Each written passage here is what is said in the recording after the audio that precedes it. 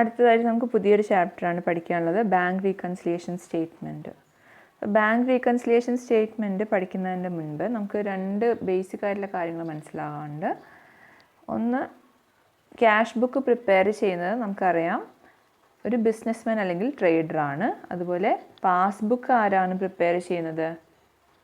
ബാങ്കിൽ നിന്നാണ് ഇത് ഇഷ്യൂ ചെയ്യുക അല്ലേ? അപ്പോൾ ബാങ്കേഴ്സാണത് പ്രിപ്പയർ ചെയ്യുക.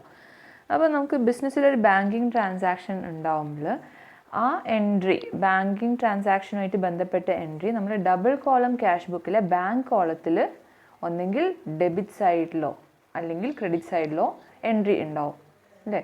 ഇതേ ബാങ്കിങ് ട്രാൻസാക്ഷൻ അത് ബാങ്കിൽ നിന്നുള്ള ട്രാൻസാക്ഷൻ ആയതുകൊണ്ട് അതിൻ്റെ എൻട്രി എവിടെയും വന്നിട്ടുണ്ടാവും, പാസ്ബുക്കിൽ അതിൻ്റെ എൻട്രി ബാങ്കേഴ്സും ചെയ്തിട്ടുണ്ടാവും അല്ലേ? അപ്പോൾ അങ്ങനെ വരുമ്പോൾ സാധാരണ നിലയിൽ ഈ ക്യാഷ് ബുക്കിൽ കാണിക്കുന്ന ബാങ്ക് ബാലൻസും പാസ്ബുക്കിൽ കാണിക്കുന്ന ബാലൻസും തമ്മിൽ എന്താവണം? തുല്യമാവണം, ഈക്വൽ ആയിരിക്കണം അല്ലേ?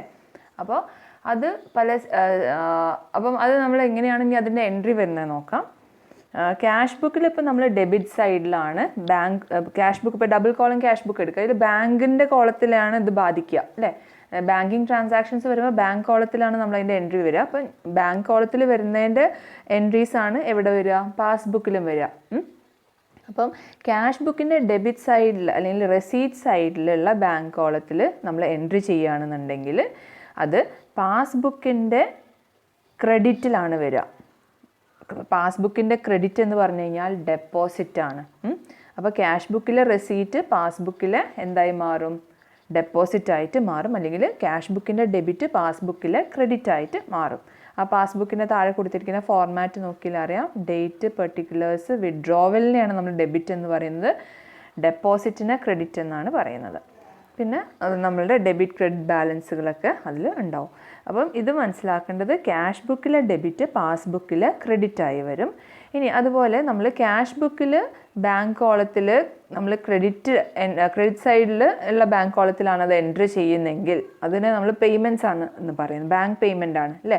അപ്പോൾ അങ്ങനെ വരുമ്പോൾ ബാങ്ക് പേയ്മെൻറ്റ് എന്ന് പറയുമ്പോൾ പാസ്ബുക്കിൽ അതെന്തായിട്ട് മാറും? ഡെബിറ്റായിട്ട് മാറും, അത് വിഡ്രോവലായിട്ട് മാറും. അപ്പോൾ ഇതാണ് താഴെ പറഞ്ഞിട്ടുള്ളത്. Items appearing on the debit side of the cash book will be credited in the passbook and vice versa. പിന്നെ നേരെ തിരിച്ചും, അതായത് debit side of the cash book will appear on the credit side of the passbook and those transaction appearing on the credit side of the cash book will appear on the debit side of the passbook. അത് opposite side ഓർത്താൽ മതി. ഒന്നിൽ debit വരുന്നത് cash ബുക്കിൽ ഡെബിറ്റിൽ വന്നാൽ പാസ്ബുക്കിൽ credit ആവും, cash ബുക്കിൽ credit വന്നാൽ പാസ്ബുക്കിൽ ഡെബിറ്റ് ആവും. പിന്നെ ഇത് മനസ്സിലാക്കുക, ക്യാഷ് ബുക്കിൻ്റെ ഡെബിറ്റ് എന്ന് പറഞ്ഞു കഴിഞ്ഞാൽ റെസീറ്റ് ആണ്, അതിൻ്റെ ക്രെഡിറ്റ് എന്ന് പറഞ്ഞു കഴിഞ്ഞാൽ പേയ്മെൻ്റ് ആണ്. അപ്പോൾ പാസ്ബുക്കിലെ ഡെബിറ്റ് എന്ന് പറഞ്ഞു കഴിഞ്ഞാൽ വിഡ്രോവലാണ്, പിന്നെ പാസ്ബുക്കിൻ്റെ ക്രെഡിറ്റ് എന്ന് പറഞ്ഞു കഴിഞ്ഞാൽ ഡെപ്പോസിറ്റാണ്. അപ്പോൾ ക്യാഷ് ബുക്കിൻ്റെ റെസീറ്റ് എന്തിന് തുല്യമാണ്? പാസ്ബുക്കിലെ ഡെപ്പോസിറ്റിന് തുല്യമാണ്. അതുപോലെ ക്യാഷ് ബുക്കിൻ്റെ പേയ്മെൻറ്റ്സ് എന്തിലേക്കാണ് നമ്മൾ എൻട്രി വരിക? പാസ്ബുക്കിൻ്റെ വിഡ്രോവലിലേക്കാണ് അതിൻ്റെ എൻട്രി വരിക. അപ്പോൾ അങ്ങനെയെങ്കിൽ എന്താണ് bank reconciliation statement? The bank balance as shown by the cash book prepared by the trader and the balance as revealed by the passbook prepared by the banker should be equal. നമ്മൾ നേരത്തെ പറഞ്ഞ കാര്യം, അതായത് നമ്മൾ cash ബുക്കിൽ കാണിക്കുന്ന bank ബാലൻസും അതാരാണ് പ്രിപ്പയർ ചെയ്യുന്നത്? ട്രേഡറാണ് അല്ലെങ്കിൽ ബിസിനസ്മാനാണ് പ്രിപ്പയർ ചെയ്യുന്നത്. And the balance revealed by the passbook, അതായത് പാസ്ബുക്കിൽ കാണിക്കുന്ന ബാലൻസും, പാസ്ബുക്ക് ആരാ പ്രിപ്പയർ ചെയ്യുന്നത്? ബാങ്കർ അല്ലേ? അത് തമ്മിൽ എന്തായിരിക്കണം? ടാലി ചെയ്യണം, അല്ലെങ്കിൽ ഇത് ഈക്വൽ ആയിരിക്കണം. പക്ഷേ due to certain reasons the bank balance in the cash book and passbook balance as on a particular date does not tally. Normal കേസിൽ ഈ കാര്യങ്ങൾ ക്യാഷ് ബുക്ക് ബാലൻസും പാസ്ബുക്ക് ബാലൻസും, അതായത് ക്യാഷ് ബുക്കിൻ്റെ ബാങ്ക് ബാലൻസും പാസ്ബുക്കിൻ്റെ ബാലൻസും തുല്യമായിരിക്കണം. പക്ഷേ നോർമൽ പല കാരണത്താൽ, ഇപ്പോൾ ഉദാഹരണമായിട്ട് ടൈം ഗ്യാപ്പ്, അതായത് നമ്മൾ ക്യാഷ് ബുക്കിൽ എൻട്രി ചെയ്യുന്ന അതേ സമയത്ത് തന്നെ പാസ്ബുക്കിൽ എൻട്രി വരണമെന്നില്ല. കാരണം ക്യാഷ് ബുക്ക് ഉണ്ടാക്കുന്നത് ആരാണ്? ട്രേഡറാണ്. പാസ്ബുക്കോ ബാങ്കറാണ്. അപ്പോൾ അതുകൊണ്ട് തന്നെ അതിൽ വരുന്ന എൻട്രി ഒരേ സമയത്ത് നമുക്ക് ചെയ്യാൻ പറ്റിയെന്ന് വരില്ല, ചിലപ്പോൾ ദിവസങ്ങൾ വ്യത്യാസം ഉണ്ടാവും അല്ലേ. അപ്പോൾ അതായിരിക്കാം, ടൈം ഗ്യാപ്പ് ആയിരിക്കാം ഒരു കാരണം.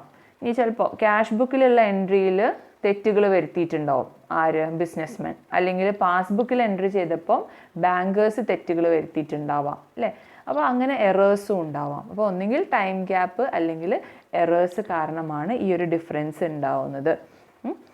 അപ്പോൾ ആ ഒരു ഡിഫറൻസിനെ തുല്യമാക്കാൻ വേണ്ടി പ്രിപ്പയർ ചെയ്യുന്നൊരു സ്റ്റേറ്റ്മെൻറ്റിനെയാണ് നമ്മൾ എന്ത് പറയുന്നത്, ബാങ്ക് റീകൺസിലിയേഷൻ സ്റ്റേറ്റ്മെൻറ്റ്.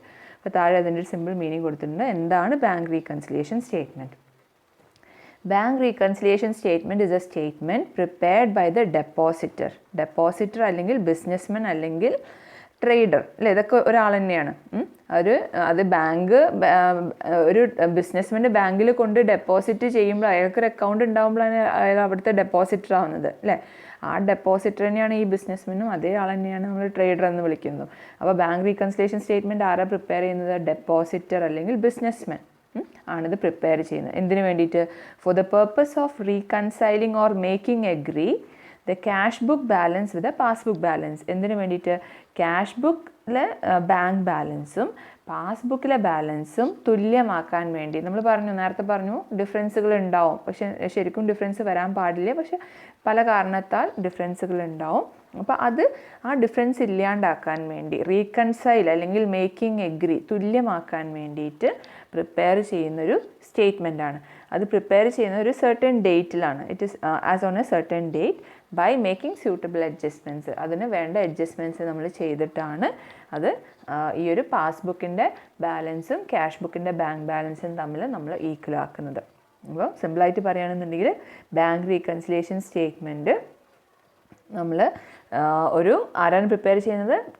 ഡെപ്പോസിറ്റർ അല്ലെങ്കിൽ ബിസിനസ്മാൻ പ്രിപ്പയർ ചെയ്യുന്നതാണ്. എന്തിനു വേണ്ടിയിട്ട്?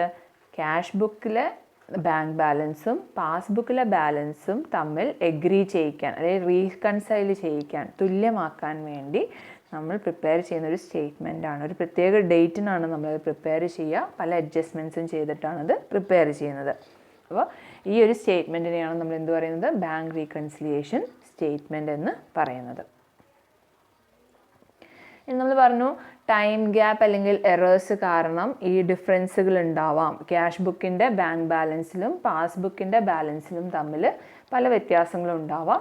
അതൊന്നെങ്കിൽ ടൈം ഗ്യാപ്പ് കാരണമായിരിക്കും, അല്ലെങ്കിൽ നമ്മൾ എന്തെങ്കിലും ബിസിനസ്മാനോ അല്ലെങ്കിൽ അതിൽ എൻട്രി നടത്തുന്ന ബാങ്കറോ എന്തെങ്കിലും എറേഴ്സ് കമ്മിറ്റ് ചെയ്തിട്ടുണ്ടാവും, തെറ്റുകൾ വരുത്തിയിട്ടുണ്ടാവും. അപ്പോൾ അതുകൊണ്ടായിരിക്കും ഈ ഒരു ഡിഫറൻസ് ഉണ്ടാവാം. അപ്പോൾ അതിൽ നമുക്ക് കുറച്ച് ഡിഫറൻസ് എന്തുകൊണ്ടാണ് അത് വരുന്നത് എന്നുള്ളതൊന്ന് അനലൈസ് ചെയ്യണം. അപ്പോൾ അതിൽ ഫസ്റ്റ് വൺ നോക്കുക. Cheque issued but not presented for payment. When a businessman issues check to a third person, he immediately enters in the credit side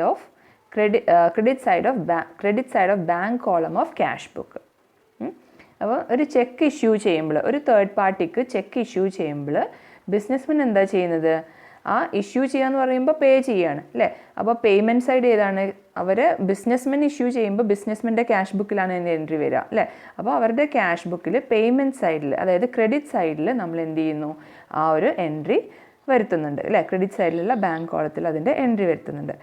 but it will be entered by the banker only when the cheque are presented to the bank for payment. പക്ഷേ ബാങ്കിൽ അതിൻ്റെ entry എപ്പോഴേ വരുള്ളൂ? നമ്മൾ ആ ഒരു check ബാങ്കിൽ കൊണ്ട് ക്യാഷ് ആക്കാൻ വേണ്ടി, അതിൻ്റെ പേയ്മെൻറ്റിന് വേണ്ടി കൊണ്ട് കൊടുക്കുമ്പോൾ, പ്രസൻറ്റ് ചെയ്യുന്ന സമയത്ത് മാത്രമേ പാസ്ബുക്കിൽ അതിൻ്റെ എൻട്രി വരുള്ളൂ അല്ലേ. അത് ഒരേ ദിവസം നടക്കണമെന്നില്ല.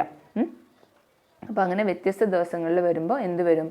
ക്യാഷ് ബുക്കിൻ്റെ ബാങ്ക് ബാലൻസും പാസ്ബുക്കിൻ്റെ ബാലൻസും തുല്യമാവില്ല. അപ്പോൾ അതൊരു കാരണമാണ്, ഈ ഒരു വ്യത്യാസത്തിനുള്ള എമൗണ്ടിൽ വരുന്ന വ്യത്യാസത്തിലുള്ള ഒരു കാരണമാണ് cheque issued but not presented for payment. ഇനി രണ്ടാമത്തേത് പറയുന്ന cheque paid but not credited by the bank.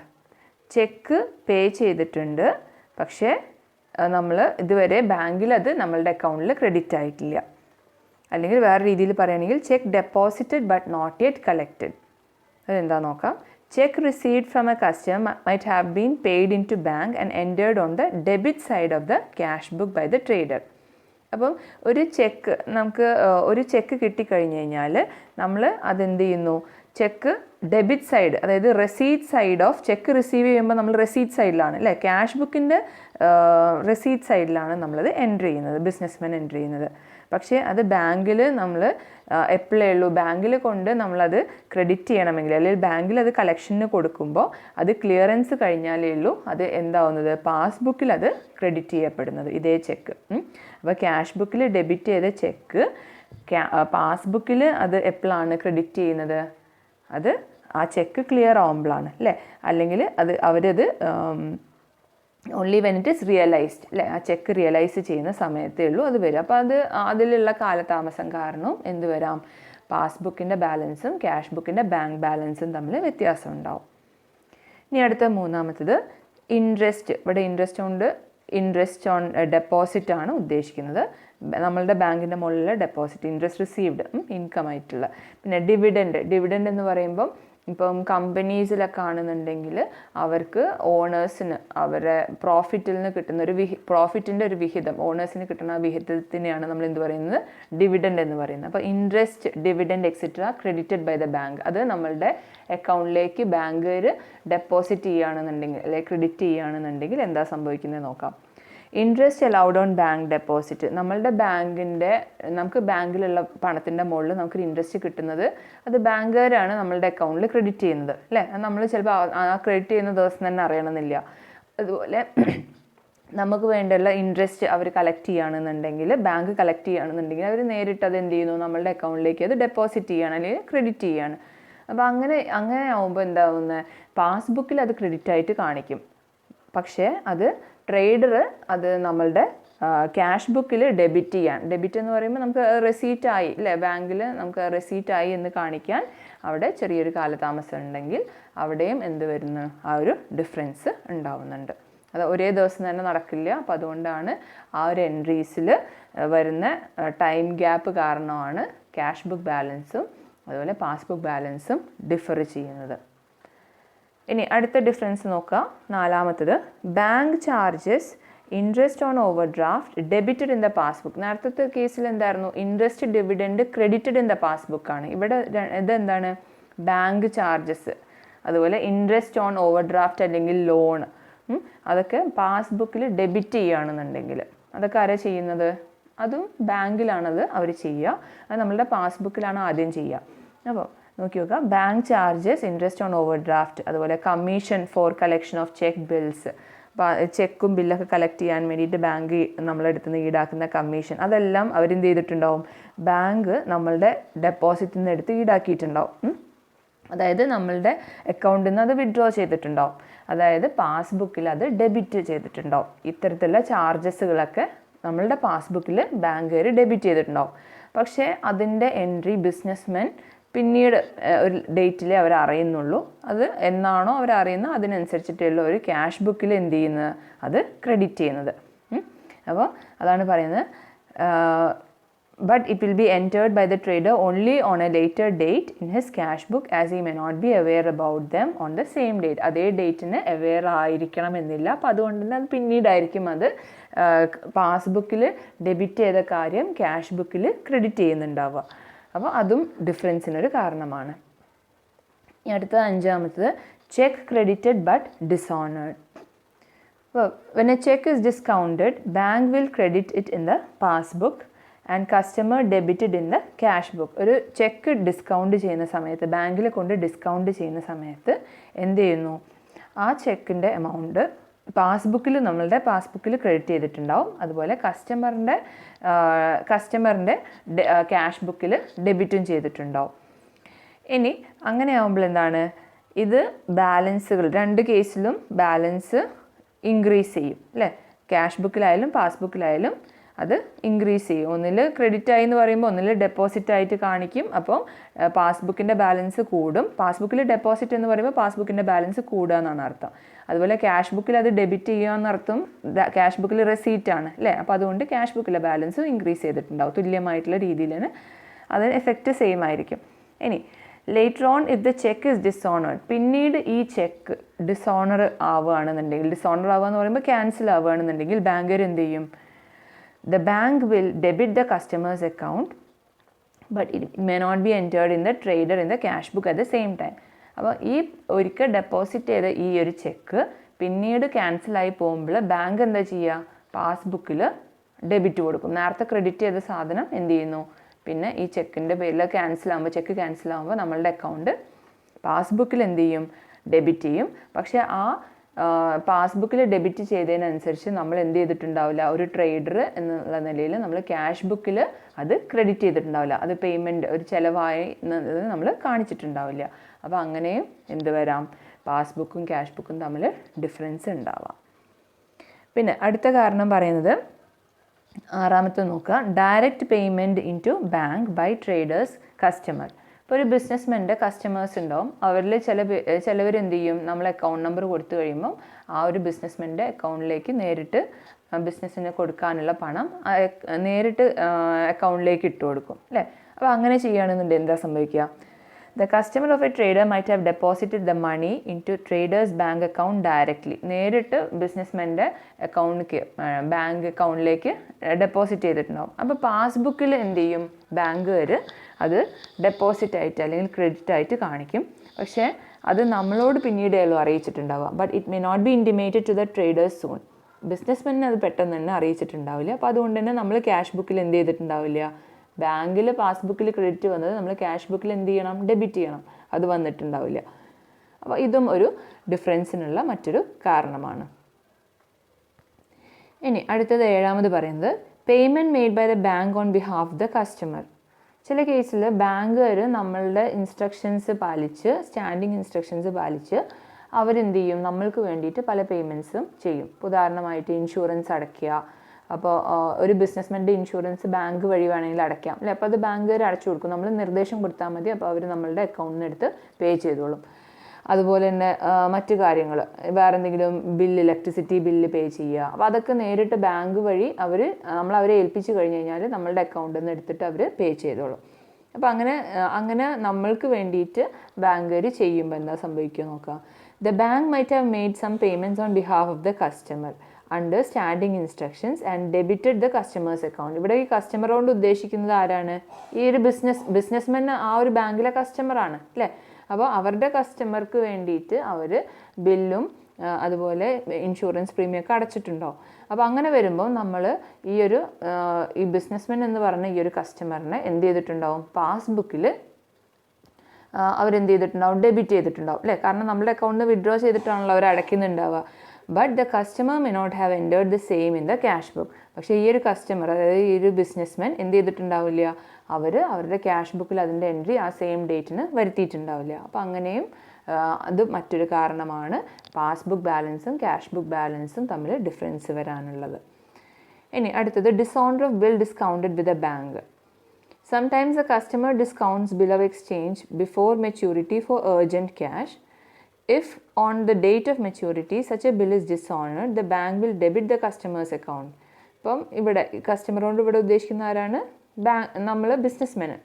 ഈ ട്രേഡർ എന്ത് ചെയ്യും, ട്രേഡർ ചിലപ്പം അവർക്ക് പെട്ടെന്ന് പണത്തിന് ആവശ്യം വരുമ്പോൾ അവരുടെ കയ്യിലുള്ള ബിൽ ഓഫ് എക്സ്ചേഞ്ച് ബാങ്കിൽ കൊണ്ട് കൊടുക്കും. ആ ബില്ല് ബാങ്ക് കൊണ്ട് കൊടുക്കുമ്പോൾ ആ ബില്ലിൻ്റെ ക്യാഷ് ആര് കൊടുക്കും, ബാങ്കുകാർ ഈ ഒരു ബിസിനസ്മാനിന് അല്ലെങ്കിൽ ഈ ഒരു കസ്റ്റമർക്ക് കൊടുക്കും. അത് പക്ഷേ അത് മെച്യൂരിറ്റി ഡേറ്റ്, അത് ശരിക്കും ക്യാഷ് പേയ്മെൻറ്റ് ആവുന്ന ഡേറ്റിൻ്റെ മുന്നേ ആയിരിക്കും ഈ ബില്ല് കൊണ്ടുപോയിട്ട് ബാങ്കിൽ കൊണ്ട് കൊടുക്കുന്നുണ്ടാവുക.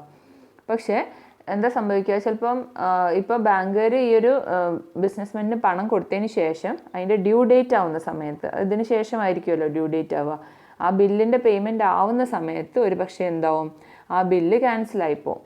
അത് പേയ്മെൻറ്റ് കിട്ടാണ്ട് വരും.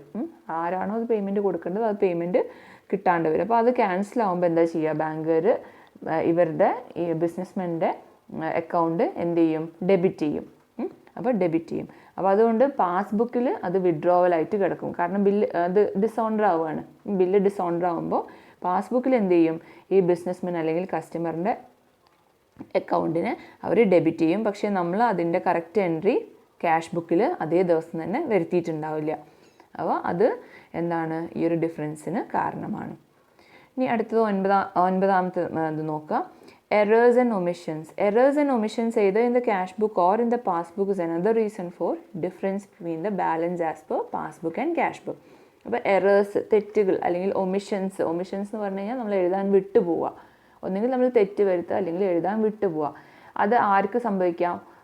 ചിലപ്പോൾ ബിസിനസ്മെൻ അല്ലെങ്കിൽ ട്രേഡർക്ക് സംഭവിക്കാം. അത് ക്യാഷ് ബുക്കിൽ എറർ ആയിരിക്കും, അല്ലെങ്കിൽ ക്യാഷ് ബുക്കിൽ വരുന്ന ഒമിഷൻസ് ആയിരിക്കും. ഇനിയല്ല, ചിലപ്പോൾ പാസ്ബുക്കിലും എറേഴ്സ് അല്ലെങ്കിൽ ഒമിഷൻസ് ഉണ്ടാവാം. അപ്പോൾ ഈ രണ്ട് ഭാഗത്തുനിന്നും എറേഴ്സോ ഒമിഷൻസോ ഉണ്ടായാലും എന്തുണ്ടാവില്ല? പാസ്ബുക്കിൻ്റെ ബാലൻസും അതുപോലെ ക്യാഷ് ബുക്കിൻ്റെ ബാങ്ക് ബാലൻസും തമ്മിൽ തുല്യമാവില്ല അല്ലെങ്കിൽ ടാലി ആവില്ല. അപ്പോൾ അത് മറ്റൊരു ഡിഫറൻസിന് കാരണമാണ്. അപ്പോൾ ഇത്രയും മേജർ കോസസ് ഓഫ് ഡിഫറൻസ് ആണ് നമ്മൾ അറിഞ്ഞിരിക്കേണ്ടത്. ഇനിയിപ്പോൾ നമുക്ക് ഒരു ബാങ്ക് റീകൺസിലിയേഷൻ സ്റ്റേറ്റ്മെൻറ്റിൻ്റെ ജസ്റ്റ് ഒരു സിമ്പിൾ ഫോർമാറ്റാണ്. അപ്പോൾ ഇത്രയും ഇപ്പം നമ്മൾ പറഞ്ഞ ഈ ഓരോ ഐറ്റംസ് അതിനൊന്ന് സ്പ്ലിറ്റപ്പ് ചെയ്തിട്ട് നമ്മൾ ഇത് പല രീതിയിൽ പ്രിപ്പയർ ചെയ്യാം. ഇപ്പോൾ നമുക്ക് ജസ്റ്റ് ഒന്ന് bank balance as per cash book, debit balance, cash ബുക്കിൻ്റെ ഡെബിറ്റ് ബാലൻസ് വെച്ച് തുടങ്ങി നമ്മൾ ഒരു ബാങ്ക് റീകൺസിലിയേഷൻ പ്രിപ്പയർ ചെയ്യുകയാണെന്നുണ്ടെങ്കിൽ എങ്ങനെയായിരിക്കും അതിൻ്റെ ഫോർമാറ്റ് എന്നുള്ളതാണ് ഇതിൽ കാണിക്കുന്നത്. അപ്പോൾ ഇപ്പം ഞാൻ ആഡ് ചെയ്യേണ്ടതൊക്കെ ഒന്നിച്ചിട്ടു, ലെസ് ചെയ്യേണ്ടതൊക്കെ ഒന്നിച്ചിട്ടു. അത് നിങ്ങൾക്ക് പഠിക്കാൻ എളുപ്പത്തിന് വേണ്ടിയിട്ടാണ്. അപ്പോൾ ക്യാഷ് ബുക്കിൽ നമ്മളിപ്പോൾ balance as per cash book ഡെബിറ്റിൽ വെച്ച് തുടങ്ങുകയാണെന്നുണ്ടെങ്കിൽ അതിൻ്റെ അർത്ഥം എന്താണ്? നമ്മളുടെ കയ്യിൽ ക്യാഷ് ബുക്കിൽ ക്യാഷ് ഇൻ ഹാൻഡ്, നമ്മളുടെ ക്യാഷ് ബുക്കിൻ്റെ ബാങ്ക് ബാലൻസ് ഉണ്ട് എന്നാണ് അതിൻ്റെ അർത്ഥം. അപ്പോൾ അത്തരത്തിലുള്ള സാഹചര്യത്തിൽ നമ്മൾ ആഡ് ചെയ്യേണ്ട ഐറ്റംസ് ആണ് മുകളിൽ കൊടുത്തിരിക്കുന്നത്. അത് ആഡ് ചെയ്യാൻ കാരണം അതിൻ്റെ കുറേ ഐറ്റംസ് ഏതൊക്കെയാണ്? ഒന്ന്, cheque issued but not presented for payment. പിന്നെ interest and dividend collected by bank but not recorded in the cash book. അടുത്തത്, direct deposit made by the customer in the firm's bank account. Interest credited by the bank but not yet recorded in the cash book. പിന്നെ bank column on the payment side of cash book is overcast. പിന്നെ receipt side of cash book is അണ്ടർകാസ്റ്റ്. Wrong credit in the passbook, wrong credit in the cash book. ഈ 8 situations വരുമ്പോൾ എന്താ സംഭവിക്കുക എന്ന് വെച്ച് കഴിഞ്ഞാൽ cash ബുക്കിൽ, അതായത് ക്യാഷ് ബുക്ക് ട്രേഡറാണ് പ്രിപ്പയർ ചെയ്യുന്നത് അല്ലേ, ബിസിനസ്മാൻ പ്രിപ്പയർ ചെയ്യുന്ന ക്യാഷ് ബുക്കിൻ്റെ ബാലൻസ് കുറയും, പാസ്ബുക്കിൻ്റെ ബാലൻസ് കൂടിക്കിടക്കും. ഈ 8 സിറ്റുവേഷൻ ആ മുകളിൽ കൊടുത്തിട്ടുള്ള ഫസ്റ്റ് ആഡ് എന്ന് പറഞ്ഞിട്ടുള്ള ആ 8 സിറ്റുവേഷൻസ് എന്തുകൊണ്ടാണ് ആഡ് ചെയ്യുന്നത് എന്നാണ് ഞാൻ പറയുന്നത്. അപ്പോൾ ആ 8 സിറ്റുവേഷൻസിലും നമ്മൾ അനലൈസ് ചെയ്ത് കഴിഞ്ഞ് കഴിഞ്ഞാൽ നമുക്ക് മനസ്സിലാവും ക്യാഷ് ബുക്കിൻ്റെ ബാലൻസ് കുറഞ്ഞിട്ടായിരിക്കും കിടക്കുന്നുണ്ടാവുക, പാസ്ബുക്കിൻ്റെ ബാലൻസ് കൂടിയാണ് കിടക്കുന്നുണ്ടാവുക. അപ്പോൾ അതുകൊണ്ട് തന്നെ നമ്മൾ balance as per cash book വെച്ച് തുടങ്ങുകയാണെന്നുണ്ടെങ്കിൽ ബാങ്ക് റീകൺസിലിയേഷൻ സ്റ്റേറ്റ്മെൻറ്റ് പ്രിപ്പയർ ചെയ്യുമ്പോൾ cash book balance, debit balance വെച്ച് തുടങ്ങുകയാണെന്നുണ്ടെങ്കിൽ ക്യാഷ് ബുക്കിൻ്റെ ബാലൻസിനെ കുറയ്ക്കുന്ന ഏതൊക്കെ ഐറ്റംസ് ആണോ, അപ്പോൾ ഈ ഐറ്റംസൊക്കെ കുറയ്ക്കുന്നതാണ് പറഞ്ഞത്, അതിനെയൊക്കെ തിരിച്ച് ആഡ് ബാക്ക് ചെയ്യണം, തിരിച്ച് ആഡ് ചെയ്യണം. അപ്പോഴല്ലോ ഇതിനെ തിരിച്ച് കൂട്ടാൻ പറ്റുക അല്ലേ. എന്തൊക്കെയാണോ കുറയുന്ന കാരണങ്ങൾ കണ്ടെത്തി അതിനെ തിരിച്ച് ആ ക്യാഷ് ബുക്കിൻ്റെ ബാലൻസിലേക്ക് ആഡ് ചെയ്യണം. അപ്പോൾ നമുക്ക് അവിടെയുള്ള ആ ഒരു ഗ്യാപ്പ് ഫില്ല് ചെയ്യാൻ പറ്റും.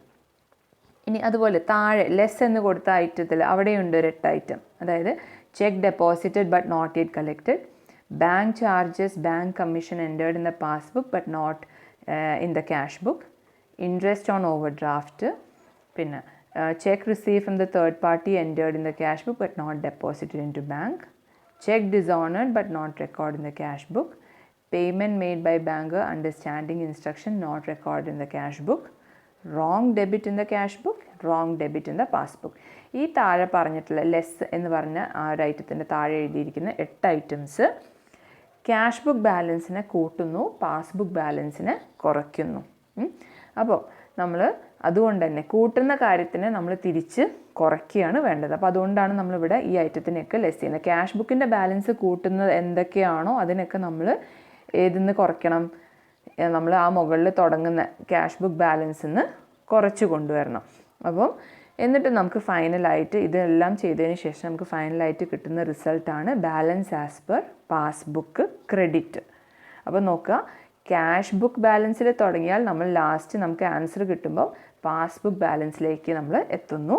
ഇനി ക്യാഷ് ബുക്കിൻ്റെ ഡെബിറ്റ് ബാലൻസിലാണ് തുടങ്ങുന്നതെങ്കിൽ നമ്മൾ പാസ്ബുക്കിൻ്റെ ക്രെഡിറ്റ് ബാലൻസിലാണ് നമ്മൾ വന്ന് അവസാനിക്കുന്നത്. അപ്പം ഇതാണ് നമുക്ക് പഠിക്കാനുള്ളത്. പാസ്ബുക്കിൻ്റെ ക്യാഷ് ബുക്കിൻ്റെ ഡെബിറ്റ് ബാലൻസ് വെച്ച് തുടങ്ങുമ്പം ആഡ് ചെയ്യേണ്ട ഐറ്റംസ് ഏതൊക്കെയാണ് എന്നുള്ള ആ 8 ഐറ്റംസ് മനസ്സിലാക്കി വെക്കുക. അത് എന്തുകൊണ്ട് ആഡ് ചെയ്യുന്നു? കാരണം അത് ഓരോന്നും നമ്മൾ അനലൈസ് ചെയ്യുമ്പോൾ ക്യാഷ് ബുക്ക് ബാലൻസ് കുറയ്ക്കുന്നൊരു ഐറ്റം ആയതുകൊണ്ടാണ് നമ്മൾ തിരിച്ച് ആ ഒരു ബാലൻസിലേക്ക് ക്യാഷ് ബുക്ക് ബാലൻസിലേക്ക് ആഡ് ചെയ്യുന്നത്. ഇനി ലെസ് ചെയ്യേണ്ട 8 ഐറ്റംസ് താഴെ കൊടുത്തിട്ടുണ്ട്. അതെന്തുകൊണ്ടാണ് നമ്മളത് ലെസ് ചെയ്യുന്നത്? കാരണം അത് ഇപ്പോഴത്തെ സാഹചര്യത്തിൽ നമ്മൾ നോക്കുകയാണെങ്കിൽ ക്യാഷ് ബുക്ക് ബാലൻസ് കൂടിക്കിടക്കുകയാണ്. അപ്പോൾ അതിനെ നമുക്ക് കുറയ്ക്കാൻ വേണ്ടിയിട്ടാണ് നമ്മൾ എന്ത് ചെയ്യുന്നത്? അത് ലെസ് ചെയ്യുന്നത്. പിന്നെ ഫൈനൽ നമ്മൾ എത്തുമ്പോൾ ആ ക്യാഷ് ബുക്ക് ബാലൻസ്, അതായത് ബാലൻസ് ആസ് പെർ ഡെബിറ്റ് നമ്മൾ ചെയ്ത് തുടങ്ങുമ്പോൾ cash book balance as per debit ചെയ്ത് തുടങ്ങി ഫൈനൽ നമുക്ക് റിസൾട്ടിലേക്ക് പാസ്ബുക്ക് ബാലൻസ് ആസ് പെർ ക്രെഡിറ്റിലേക്ക് നമുക്ക് എത്തിപ്പെടാം. അപ്പോൾ ഇതിൻ്റെ ഡീറ്റെയിൽ ആയിട്ടുള്ള പ്രോബ്ലംസും അനാലിസിസും നമുക്ക് പിന്നീടുള്ള വീഡിയോസിൽ പഠിക്കാം.